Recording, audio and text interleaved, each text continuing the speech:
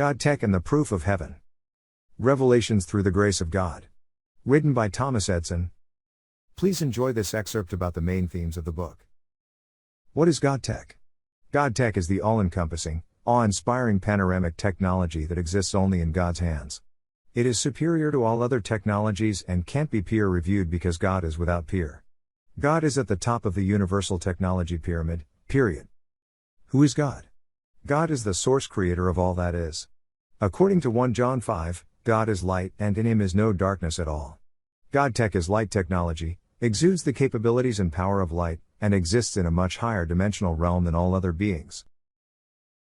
The Revelations.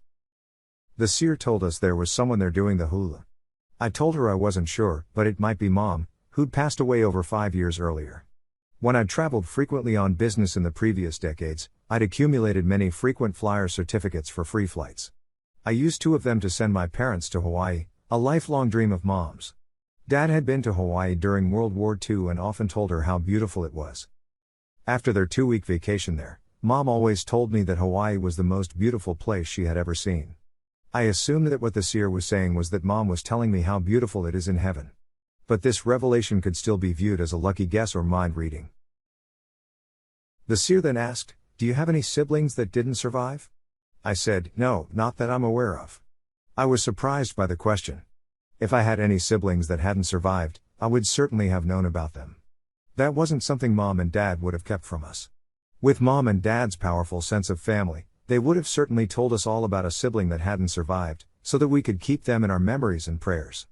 I told the seer, "No, that can't be about my family." The seer continued by saying that the hula dancer had a male baby on her lap. The hula dancer wanted me to speak with Sis to ask about who the baby was because she would know.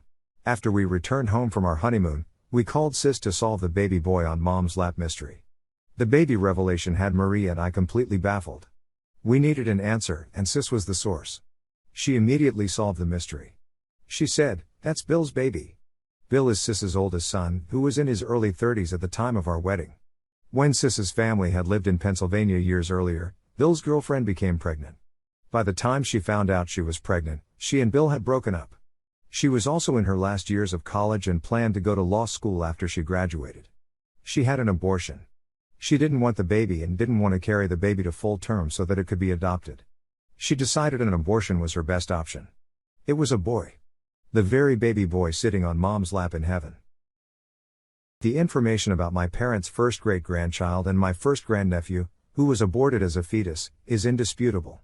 He was sitting on Mom's lap in heaven as she told us how to find out who he is.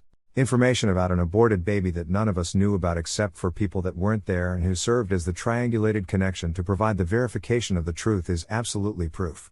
The proof of heaven we were provided could not be subject to alternative explanations, theories, or claims. Certainly, we weren't given the entire story about heaven. Just proof that it exists. The end? Or just the beginning?